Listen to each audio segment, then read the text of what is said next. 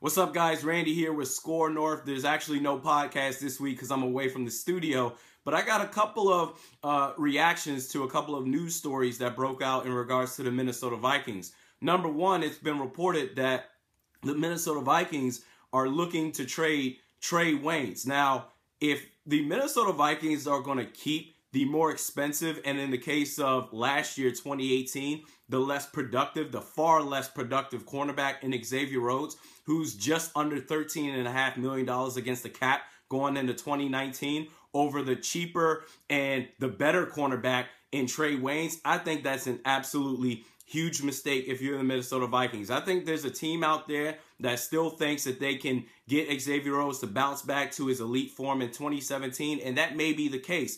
But in the case of Kirk Cousins and his $84 million contract, you got to shave whatever money you can to where, okay, it won't affect the outcome of the team, but you can still be productive. Would it be nice if we had Xavier Rhodes from 2017 that can follow the number one receiver and just shut them down? Yes, absolutely. But in the case of 2018 last year, he was arguably, not even arguably, he was downright our worst cornerback for the Minnesota Vikings on that secondary. The worst cornerback by far. So to expect him to leave, it's just too big of a risk to ask him, especially the money that he's going to be making, getting paid elite cornerback money, to expect him to suddenly bounce back. I think that's too big of a risk. I think you can get a good return of investment for Xavier Rhodes, and you can keep Trae Waynes the cheaper, better option as of right now. I would keep Trae Waynes and I would trade Xavier Rhodes. That's just me because, again, the supporting cast around Trae Waynes would be Mackenzie Alexander, Holton Hill, and you would have Mike Hughes coming back from the ACL tear injury. So you got four cornerbacks right there that can be really, really productive. Maybe not the 27 elite cornerback that Xavier Rhodes is, but you can have them all spread out and they can still be elite on that secondary. Xavier Rhodes was terrible in 2018. The secondary still wasn't really all that bad last season, so you got to keep that in mind.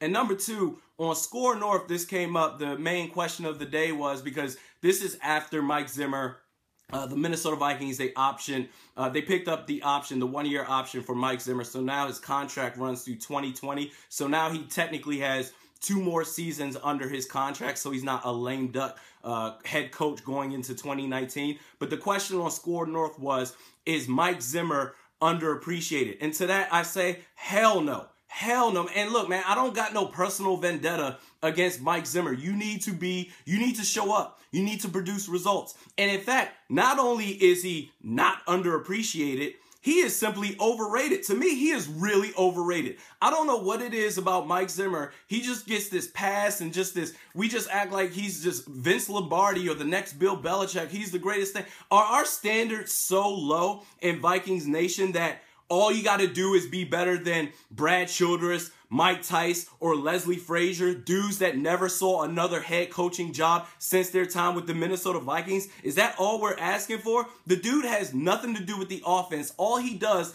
is defer the offensive responsibilities to his offensive coordinator every single year. So he's reliant on a co-head coach such as a North Turner in 2015, where he had Adrian Peterson leading the league in rushing, or a Pat Shurmur in 2017, where your offense was really, really good, to where in 2016, where North Turner bounces and you have Pat Shurmur take over in the middle of the season, or in the case of 2018, what's his name, John DeFilippo taking over, your team is just not even competitive. I don't care that the defense is good. The defense has been good every single year under Mike Zimmer. But guess what? This up and down roller coaster that we have, 7-9 the first year, 11-5 the second year, 8-8 the next year, 13-3 the next year, 8-7-1 the year after that. I need to see consistency. And I'm sorry, man, he just doesn't show up in big time games, let alone the fact that he's got a mediocre average or record in nationally televised games. He's 9-8 in nationally televised games. If you include the playoffs, you're 10-10. He is literally an average head coach. And the one playoff win that this dude has was because of the offense, the side of the ball that he doesn't give a damn about, bro. I don't care that the defense is good. Why is it that we're always investing in this defense?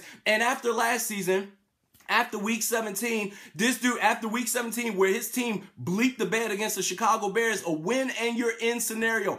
All you got to do is win. Show up at home against the Chicago Bears and you'll be in the playoffs. And they weren't competitive at all. And what did this dude, Mike Zimmer, do at his season-ending press conference last year? Hey, look at the defense. Oh, our defense was still great. And then, who cares, bro? Why is it that Mike Zimmer's philosophy is we need to have this great defense and our offense is whatever. Just be a game management offense. With this personnel that we have, with the $84 million quarterback that we invested in, with Stephon Diggs, Adam Thielen, and Kyle Rudolph, and Dalvin Cook, we have this game management offensive philosophy. That's weak, bro. This dude has been underachieving compared to the expectations set for this team. You need to show up. 2 playoff appearances in the 5 years that you've been a head coach, and the one win that you have was because of the offensive side of the ball after your defense collapsed in the second half of the Saints. This dude is overrated. We're sitting here acting like this dude is Vince Lombardi. No, he's not underrated. He is overrated as hell. He needs to show up and stop coddling this dude if you're the Minnesota Vikings so he can't be a lame lame duck of a head coach going into 2019. He needs to show up straight up.